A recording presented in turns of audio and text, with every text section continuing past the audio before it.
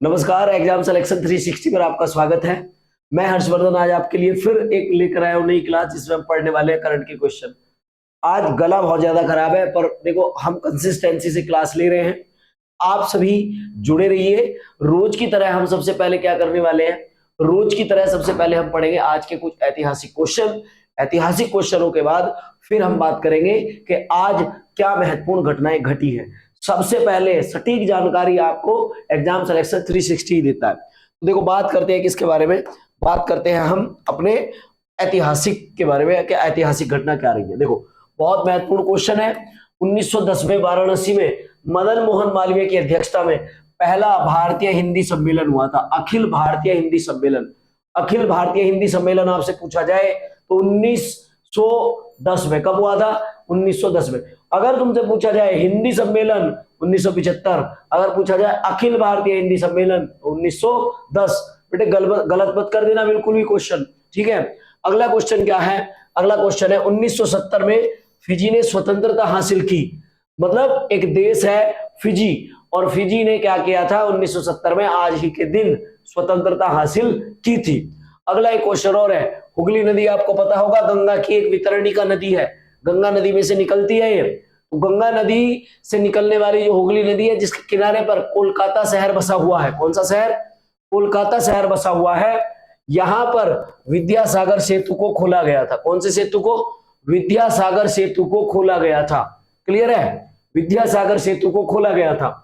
और दूसरा एक महत्वपूर्ण क्वेश्चन है, यूपी वालों के लिए बड़ी एक दुखदाई घटना थी कि मुलायम सिंह यादव जो एक प्रसिद्ध समाजवादी नेता थे और उनका जो है 2 साल पहले आज ही के दिन क्या हुआ था? निधन हुआ था। ये कुछ महत्वपूर्ण घटनाएं हैं आज की जो इतिहास में रही है। अब हम बात करते हैं आज के कुछ महत्वपूर्ण करंट के क्वेश्चन की। सभी जुड़े रहे, ध्यान से देखते रहे। लास्ट तक इतने अच्छे अच्छे क्वेश्चन आए हैं। एग्जाम में आपको डिट्टो वही सारी चीजें मिलेंगी जो मैं बता रहा हूं, भाषा भी नहीं बदलने वाली। देखो पहला क्वेश्चन क्या है कि रसायन विज्ञान का नोबेल पुरस्कार किसे दिया गया है? रसायन विज्ञान का नोबेल पुरस्कार किसको दिया गया है? क्वेश्चन समझ में आ गया होगा। अभी क्या है कि आपके 14 तारीख तक आपको ध्यान रखना है, 14 अक्टूबर तक सारे के सारे 6 प्रकार के, कितने प्रकार के? 6 प्रकार के, ठीक है। कितने प्रकार के? 6 प्रकार के जो नोबेल प्राइज होते हैं वो नोबेल प्राइज दिए जाने हैं। अभी बात कर रहे हैं रसायन विज्ञान का नोबेल पुरस्कार किसे दिया गया। देखो आपको पता होगा कि विक्टर एम्ब्रोस और गैरी एवकुन को, इन दोनों को दिया गया है क्या? इन दोनों को दिया गया है चिकित्सा का नोबेल पुरस्कार। कौन सा? चिकित्सा का नोबेल इनको जो है दिया गया है, ठीक है। आपको पता भी होगा, ध्यान कैसे रखना है, विक्टर जो है वो क्या हो गया? रुक गया। विक्टर रुक गया। अब वो गया डॉक्टर के पास, विक्टर रुक के डॉक्टर के पास गया तो उसको डॉक्टर से ध्यान रखना क्या मिला उसको? चिकित्सा का नोबेल मिला। जॉन जे हॉपफील्ड और जेफरी ई हिंटन, आपको पता होगा इन दोनों को किसका? इन दोनों को भौतिक का नोबेल पुरस्कार मिला है। किसका? भौतिक का नोबेल पुरस्कार मिला है। इन दोनों को किसका? भौतिक का नोबेल पुरस्कार मिला है। ध्यान रखना है, रट्टा मरवाना है, बिल्कुल एक एक क्वेश्चन याद कर लेना है। इसके बाद आपका सी नंबर आंसर है कि रसायन विज्ञान का नोबेल पुरस्कार किसे मिला है? रसायन विज्ञान का नोबेल पुरस्कार इन 3 लोगों को दिया गया है, जिसमें ये पहले वाले का नाम क्या है? डेविड है, दूसरे वाले का नाम क्या है? डेमिस है, और तीसरे वाले का नाम क्या है? John jumper. इन तीनों को क्या मिला है? रसायन विज्ञान का नोबेल पुरस्कार मिला है। जरा थोड़ी सी बात कर लेते हैं इन्होंने क्या किया है। इन तीनों ने प्रोटीन की संरचना को समझने और नई प्रोटीन के डिजाइन करने में क्रांतिकारी बदलाव किए हैं। नए प्रोटीन का जो तरीका है वो शरीर के साथ कैसे रिएक्ट करेगा उसके लिए इन्होंने जो है क्या किए हैं? काम किए हैं। आपको जरूर ध्यान रखना है, तो प्रोटीन से आपको ध्यान रखना है कि प्रोटीन शरीर को क्या करता है? प्रोटीन शरीर को ऊर्जा देता है, ठीक है। और शरीर की बॉडी बिल्डिंग क्या है, बॉडी बिल्डिंग किसको कहा जाता है, शरीर की बॉडी बिल्डिंग किसको, प्रोटीन को कहा जाता है, किसको, प्रोटीन को कहा जाता है। शरीर को 20 प्रकार के प्रोटीन की आवश्यकता होती है, कितने प्रकार के, 20 प्रकार के प्रोटीन की आवश्यकता होती है, पर 20 में से 10 प्रकार का प्रोटीन शरीर खुद बना लेता है और 10 प्रकार का प्रोटीन जो है क्या होता है, 10 प्रकार का प्रोटीन बाहर से लेना पड़ता है। और भारत में सबसे ज्यादा जो बच्चे हैं उनको मरासमस एक बीमारी हो रही है, क्योंकि वो फास्ट फूड खा रहे हैं पर उनको किसी भी तरीके का क्या नहीं मिल रहा, उनको किसी भी तरीके का प्रोटीन नहीं मिल रहा। इसके अलावा मैं बात करता हूं कि इनकी खोज का महत्व क्या रहेगा। दरअसल इन्होंने जो प्रोटीन में जो नए बदलाव किए हैं उससे क्या होगा, नई तरह की दवाई बनाई जा सकती है जो हमारे शरीर की रोग प्रतिरोधक क्षमता और बहुत सारे रोगों में काम करेंगी। पर्यावरण संरक्षण में इनके प्रोटीन का जो है प्रयोग किया जा सकता है। ऐसे प्रोटीनों का निर्माण किया जा सकता है जो प्लास्टिक और डिकम्पोज को क्या कर सकते हैं, नष्ट कर सकते हैं और पर्यावरण को अच्छा बना सकते हैं। इसके अलावा उद्योग में सामग्री और उत्पाद विकसित करने के लिए जो इंडस्ट्रियल एरिया है, इंडस्ट्रियल एरिया में हम जो है प्रोडक्शन करेंगे, उस प्रोडक्शन में क्या कर सकते हैं, प्रोटीन का प्रयोग करके हम उनको और ज्यादा बढ़ सकते हैं। ठीक है, ये आपके कुछ मैंने इसमें बात बताई है। इसके अलावा थोड़ी सी बात और बता देता हूं मैं कि इसके बारे में, आपका नोबेल के बारे में। नोबेल की अगर बात करें, नोबेल पुरस्कार आपके 1901 में क्या हुए थे, नोबेल पुरस्कार आपके 1901 में शुरू हुए थे। इसमें आपको एक बार और ध्यान रखनी है कि 1901 में शुरू हुए और 6 श्रेणी में ये जो है दिए जाते हैं, 6 श्रेणी में दिए जाते हैं। 6 श्रेणी कौन सी है, इसमें आपको पता होगा, एक श्रेणी है भौतिक, इसके अलावा दूसरी श्रेणी है जिसको कहा जाएगा क्या, रसायन, तीसरी एक श्रेणी है जिसको कहा जाएगा क्या, शांति, चौथी एक श्रेणी है चिकित्सा, चौथी एक श्रेणी है चिकित्सा, पांचवी एक श्रेणी है, अगर आपसे पूछा जाए तो आप कह सकते हैं साहब साहित्य, कौन सी श्रेणी है, साहित्य, और छठी एक श्रेणी है जो सबसे लास्ट में जुड़ी है जिसका नाम क्या है, अर्थशास्त्र। इन सारी श्रेणियों में जो है क्या दिया जाता है, आपका नोबेल पुरस्कार दिया जाता है। आपको ध्यान रखना है, शांति का नोबेल पुरस्कार आपका नॉर्वे की राजधानी ओस्लो में दिया जाएगा। शांति का पुरस्कार कहां दिया जाएगा, शांति का पुरस्कार नॉर्वे की राजधानी ओस्लो में दिया जाएगा। क्लियर है। इसके अलावा आपको और क्या महत्वपूर्ण बात समझनी है, और आपको जो महत्वपूर्ण बात समझनी है ये समझनी है कि भारत में सबसे पहले 1913 में, भारत में सबसे पहले 1913 में रविंद्रनाथ टैगोर को, किसको, रविंद्रनाथ टैगोर को क्या है, रविंद्रनाथ टैगोर को सबसे पहले साहित्य का नोबेल पुरस्कार मिला था। सबसे पहले साहित्य का नोबेल पुरस्कार रविंद्रनाथ टैगोर को मिला था। ठीक है, गीतांजलि के लिए 8 भारतीयों को अभी तक जो है ये मिल चुका है, 8 भारतीयों को अभी तक ये मिल चुका है। अगला एक क्वेश्चन है, आपको बताता हूं, फ्रांस में भारत के नए राजदूत कौन बने हैं। क्लियर है आपको समझ में आया होगा क्वेश्चन। क्वेश्चन क्या है, फ्रांस में भारत के नए राजदूत कौन बने हैं। दरअसल क्या है, भारत सरकार ने अभी बहुत सारे राजदूतों को बदला है, तो फ्रांस के भी एक नए राजदूत जो है बनाए गए हैं। अगर आपसे पूछा जाए कि फ्रांस के नए राजदूत कौन बने हैं तो आप कह सकते हैं कि संजीव कुमार सिंगला। संजीव कुमार सिंगला जो है वो क्या बने हैं, संजीव कुमार सिंगला आपके फ्रांस के नए राजदूत बने हैं। इससे आपको ध्यान रखने वाली बात यह है कि राजदूत का कॉन्सेप्ट जो है भारत में मौर्य साम्राज्य के द्वारा, किसके द्वारा, मौर्य साम्राज्य से क्या हुआ था, मौर्य साम्राज्य से शुरू हुआ था। मौर्य साम्राज्य से पहले भारत में राजदूतों का कोई भी खास ज्यादा चलन नहीं था। मौर्यों के बाद जो है राजदूतों का चलन शुरू हुआ। और मौर्य का काम, अब जो है राजदूत का काम क्या होता है कि भारत और जिस देश में राजदूत, मान लो किसी देश में राजदूत है, उन दोनों देशों के बीच जो संबंध स्थापित होते हैं, जो वीजा और आपका पासपोर्ट वीजा जो बनता है, उस वीजा में बड़ी भूमिका निभाता है कौन, वो निभाता है आपका राजदूत। इसमें आपको और ध्यान रखना है कि कुछ फेमस से कुछ क्वेश्चन बन सकते हैं इससे। जैसे सोवियत संघ में भारत की पहली राजदूत कौन बनी थी, पंडित जवाहरलाल नेहरू की बहन विजय लक्ष्मी पंडित जो है उनको क्या बनाया गया था, पहली बार सोवियत संघ की राजदूत बनाया गया था। इसके अलावा कुछ इंपोर्टेंट से आपके राजदूत हैं, जैसे आपसे पूछा जा सकता है कि यूएसए का, किसका, यूएसए का जो है आपसे पूछा जाएगा यूएसए का राजदूत कौन है, तो यूएसए का राजदूत है विनय मोहन क्वात्रा। रूस का इस समय कौन है, विनय कुमार। चीन का कौन है, प्रदीप कुमार रावत। नेपाल का कौन है, नवीन कुमार श्रीवास्तव। ये आपको नाम ध्यान रखने हैं, नवीन कुमार श्रीवास्तव नेपाल के हैं। क्लियर है, आपको ध्यान रखना है। फ्रांस का जिक्र आया है तो फ्रांस से थोड़ी सी बातें कर लेते हैं।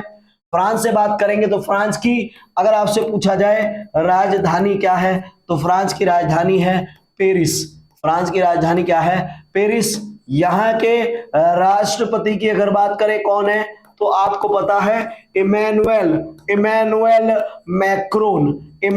मैक्रोन यहाँ के क्या हैं, राष्ट्रपति हैं। इसके अलावा आपको पता भी होगा कि 26 जनवरी पर हमारे मुख्य अतिथि के रूप में 26 जनवरी पर हमारे मुख्य अतिथि के रूप में ये व्यक्ति ही भारत आया था। इसके अलावा फ्रांस से आपको ध्यान रखना है कि 2024 के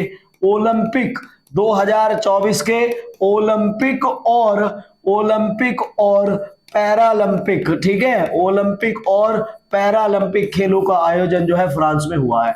कौन सी नदी के किनारे पर हुआ है, तो आपको पता है कि फ्रांस की राजधानी पेरिस कौन सी नदी के, सीन नदी के किनारे पर है। कौन सी नदी के, सीन नदी के किनारे पर है। और पेरिस को सुंदरियों का शहर कहा जाता है। किसका, पेरिस को सुंदरियों का शहर कहा जाता है। क्लियर है। अगला नेक्स्ट, नेस्ले इंडिया के नए एमडी के रूप में किसे चुना गया है, ठीक है, नेस्ले इंडिया के रूप में नए एमडी के रूप में किसको चुना गया है। आपको बहुत अच्छी तरीके से पता ही है कि यहां आपसे पूछा जाएगा तो आप बता सकते हैं कि मनीष तिवारी जो है वो क्या बने हैं, नेस्ले इंडिया के क्या बने हैं, एमडीसीओ बने हैं। एक्चुअल में नेस्ले दुनिया की ऐसी कंपनी है जो पैक्ड फूड बनाने के लिए जानी जाती है। ध्यान रखना है, जो नेस्ले है, नेस्ले किसके लिए जानी जाती है, तो आप कहना कि सर ये पैक्ड फूड के लिए क्या की जाती है, जानी जाती है। इसके अलावा आपसे पूछा जाए कहां की, तो आप बताओगे कि सर स्विट्जरलैंड की क्या है, ये कंपनी है। और आपको पता होगा कि दूध में भी आपको ध्यान रखना है, बेबी दूध मतलब जो बच्चे दूध पीते हैं उनके लिए जो फॉर्मूला मिल्क है वो दुनिया में सबसे पहले नेस्ले कंपनी के मालिक के द्वारा ही बनाया गया था। और इसने पूरे यूरोप में क्रांति ला दी थी। और इसने यूरोप में क्रांति के साथ ध्यान रखने वाली बात है कि शिशु मृत्यु दर को क्या कर दिया था, लगभग समाप्त ही कर दिया था। यहां पर बहुत बड़ा काम किया था इन्होंने, बहुत बड़ा काम किया था, इसीलिए दुनिया में सबसे ज्यादा फेमस है। आपको ध्यान रखना है कि आपसे पूछा जाए कि नेस्ले का हेडक्वार्टर कहां है, तो शहर का नाम है बेबी और देश का नाम मैंने आपको बता ही दिया है, स्विट्जरलैंड। स्थापना कब हुई थी इसकी, 1866 में। कब हुई थी, 1866 में। संस्थापक इसके हैं हेनरी नेस्ले। संस्थापक कौन है, हेनरी नेस्ले। सीईओ की बात करें तो लॉरेंट फ्रिक्से इसके क्या है, सीईओ है। और दुनिया की सबसे बड़ी, ये एक प्रकार की आप कह सकते हैं डेयरी है। ये नेस्ले जो एक प्रकार का डेयरी प्रोडक्ट बनाती है, ज्यादातर ये डेयरी है। पर डेयरी से ध्यान रखना, दुनिया की सबसे बड़ी जो दूध डेयरी है वो कहां की है, न्यूजीलैंड की कंपनी है जिसका नाम है लैक्टेलिस जो है वो न्यूजीलैंड की है, न्यूजीलैंड की सबसे बड़ी डेयरी है। और भारत की सबसे बड़ी डेयरी कंपनी का नाम क्या है, अमूल। आपको पता होगा आनंद मिल्क यूनियन लिमिटेड, जिसका आपको पता है कि हेडक्वार्टर कहां पर है, जिसका हेडक्वार्टर आपके गुजरात शहर में है। कहां पर है, गुजरात शहर में है। और दुनिया के, भारत की बात कर रहे हैं, भारत में और दुनिया में सबसे बड़े जो दूध सहयोगी अगर किसी डेयरी के पास है तो सबसे ज्यादा दूध सहयोगी जो है वो किसके पास है? अमूल डेयरी के पास सबसे ज्यादा दूध सहयोगी है। ठीक है, और आपको ध्यान रखना है कि दुग्ध क्रांति के समय इसका गठन हुआ था। दुग्ध क्रांति के समय इसका गठन हुआ था। और आपको एक बात और बता दूं कि हाल ही में आपका ऑपरेशन फ्लड 2.0 दूध की मात्रा बढ़ाने के लिए किसने? गृह मंत्री ने क्या किया है? शुरू किया है। ऑपरेशन फ्लड गृह मंत्री के द्वारा क्या किया गया है? शुरू किया गया है। ठीक है, क्लियर। इसके अलावा आपको ध्यान रखना है, अगला क्वेश्चन बहुत इंपॉर्टेंट आदमी है, 40 साल से ज्यादा एज का ये फुटबॉलर है और इसने अपने संन्यास की क्या कर दी है साहब? घोषणा कर दी है। इसने अपने संन्यास की घोषणा कर दी है। उससे आपका एक क्वेश्चन बन रहा है, आंद्रे एनिएस्ता किस देश के फुटबॉल खिलाड़ी हैं जिन्होंने संन्यास की घोषणा की है? दरअसल आपसे पूछा जाए तो आपका आंसर आ चुका होगा कि सर ये तो हमें पता है, दुनिया के फेमस फुटबॉलरों में है और ये कहाँ के हैं? स्पेन के हैं। कहाँ के हैं? स्पेन के फुटबॉलर है। ब्राजील का आपको पता ही है कि ब्राजील के कौन है? ब्राजील के फुटबॉलर जो है नेमार है। इसके अलावा अर्जेंटीना के आपको पता ही है, अर्जेंटीना के कौन है? लियोनल मेसी है। चलो मैं तुम्हें एक क्वेश्चन देता हूं, 2024 का गोल्डन बूट पुरस्कार जो है इंग्लैंड के फुटबॉलर को मिला है, उसका नाम क्या है? मैं कल स्पेशल उस बच्चे का नाम आकर क्लास में बोलूंगा जो इसका आंसर मुझे कमेंट में देगा। तो आपको ये वाला क्वेश्चन जो है मैंने दिया है किसके वर्क में? होमवर्क में। किसके वर्क में? Homework, room work, tuition work, कुछ भी मान लो, ये मैंने आपको दिया है। मैं कल आपका नाम जरूर लूंगा अगर आपने कमेंट में दिया नाम। तो ये है स्पेन का। ध्यान रखने वाली बात यह है कि आंद्रेस इस्टियाना स्पेनिश फुटबॉल खिलाड़ी हैं। आपको पता होगा कि 2010 में स्पेन ने क्या किया था? फुटबॉल वर्ल्ड कप जीता था। स्पेन ने क्या किया था? फुटबॉल वर्ल्ड कप जो है जीता था और उस वर्ल्ड कप के फाइनल मैच में आंद्रेस इस्टियाना ने एक गोल किया था और अपने देश को वर्ल्ड कप जिताने में बड़ी भूमिका निभाई थी। अगला क्वेश्चन क्या है? आपको बताना है कि ये कौन सा मैदान में कौन सी जगह पर खेलते थे। ये मिडफील्डर के रूप में खेलते थे। 131 अंतरराष्ट्रीय मैच खेले हैं इन्होंने, 14 गोल किए हैं और 674 मैच इन्होंने बार्सिलोना क्लब के लिए खेले हैं। कौन से क्लब के लिए? बार्सिलोना क्लब के लिए 674 मैच खेले हैं। स्पेन की राजधानी आपको पता ही है मैड्रिड है।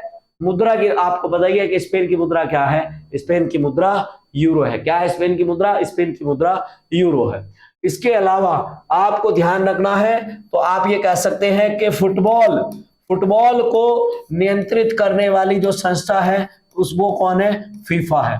और फीफा कप का आयोजन 2022 में कहां किया गया था? तो आपको पता होगा कतर में किया गया था। कहां पर? कतर में किया गया था। और उस 2022 के कतर के फीफा फाइनल में आपको बहुत अच्छी तरीके से पता है कौन जीता था? अर्जेंटीना जीता था और फ्रांस जो है फाइनल मैच में हारा था। ठीक है, अगले क्वेश्चन पर आते हैं। बहुत सारी बातें कर ली, अगले क्वेश्चन पर आते हैं। एक तूफान है जो अमेरिका में आया है, उसका नाम है मिल्टन।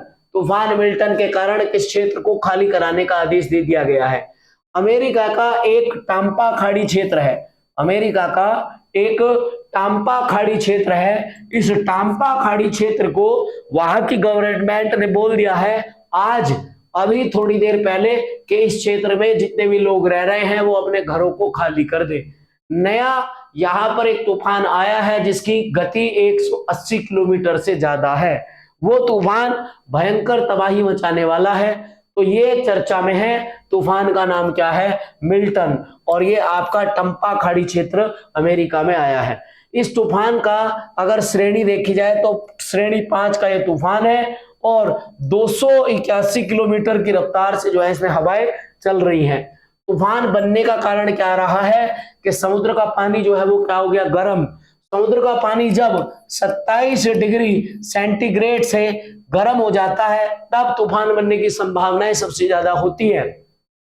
इसके अलावा जब मौसम बदलता है तो वायुमंडल दबाव ज्यादा हो जाता है, वायुमंडल के दबाव होने से भी तूफान बनते हैं। इसके अलावा विंड शीयर की बात करें, विंड शीयर क्या है कि तेज हवाएं, तेज हवा यहां पर जो है क्या है, चल रही है, तेज हवा के चलने की वजह से ये क्या हो रहा है, आपका तूफान बना है।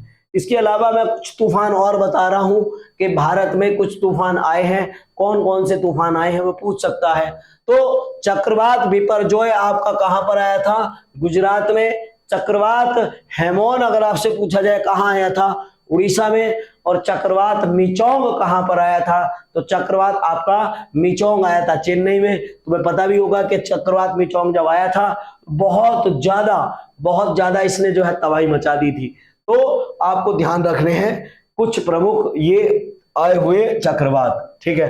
भारत में चक्रवात आते हैं, ज्यादातर जो चक्रवात है या तो भारत में बंगाल की खाड़ी या आपका अरेबियन सी, इन क्षेत्रों में ही क्या है, भारत में सबसे ज्यादा तूफान आते हैं। हिंद महासागर में जब भी कोई तूफान आता है तो बड़ा भयंकर आता है। राष्ट्रीय फिल्म पुरस्कार 2022, आप कहोगे यार सर आप कैसे कैसे क्वेश्चन पढ़ा रहे हो, 2024 के क्वेश्चन, 2024 खत्म होने वाला है और तुम 2022 के क्वेश्चन पढ़ा रहे हो। दरअसल क्या है, मसला ये है कि 2022 इसलिए पढ़ाया जा रहा है कि राष्ट्रीय फिल्म पुरस्कार कोविड की वजह से एक साल डिले चल रहे हैं। अब डिले चलने की वजह से जो है जब ये पुरस्कार दिए जा रहे हैं तभी आपको पढ़ाए जाएंगे, ठीक है। तो आज जो है क्या हुए हैं, राष्ट्रीय फिल्म पुरस्कार आए हैं। तो ये क्या है कि सर्वश्रेष्ठ फिल्म का अवार्ड किसे दिया गया है, तो आपके सामने ये फिल्म लग रही है जो आपकी हॉट स्टार पर आई थी। मनोज वाजपेयी इसके जो है प्रमुख हीरो थे। तो गुलमोहर एक मूवी है, गुलमोहर मूवी को क्या किया गया है, राष्ट्रीय फिल्म पुरस्कार 2022 की श्रेणी में सर्वश्रेष्ठ फिल्म बताया गया है। इसमें ध्यान रखना है सर्वश्रेष्ठ हिंदी फिल्म कौन सी है, गुलमोहर है। सर्वश्रेष्ठ अभिनेता ऋषभ शेट्टी है कांतारा मूवी के लिए। सर्वश्रेष्ठ लोकप्रिय फिल्म रही है कांतारा। सर्वश्रेष्ठ फीचर फिल्म रही है आट्टम, एक नाटक है।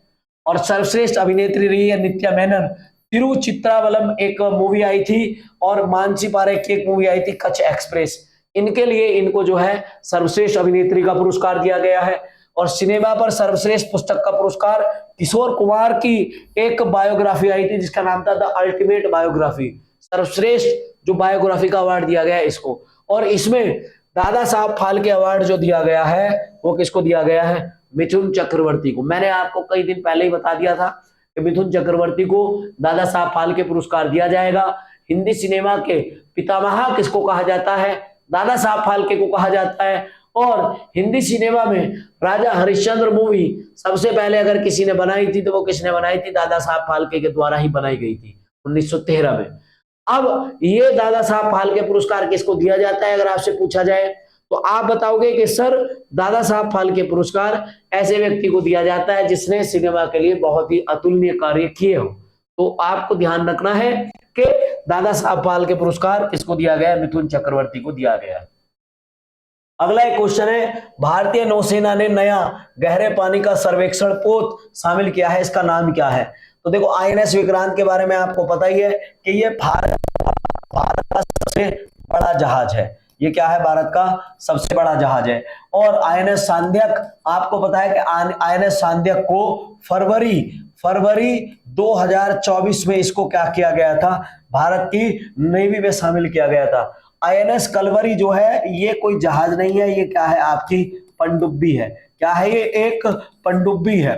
आपको ध्यान रखना है, तो आपको ध्यान ये रखना है कि भारतीय नौसेना ने नया गहरे पानी का एक सर्वेक्षण शक्तिशाली यार्ड जो शामिल किया है, उसका नाम क्या है, उसका नाम है निर्देशक यार्ड 3026। क्या नाम है, निदेशक यार्ड 3026 उसका नाम है। ध्यान रखना है कि यह विशेष डिजाइन से तैयार किया गया है। ये समुद्री परिचालन के लिए सुरक्षा और प्रदर्शन के उच्चतम मानक को जो है छुएगा और तटीय और गहरे पानी का ये मानचित्रण बंदरगाह तक पहुंचाएगा। इसके अलावा नेविगेशन चैनल और मार्ग निर्धारित करेगा।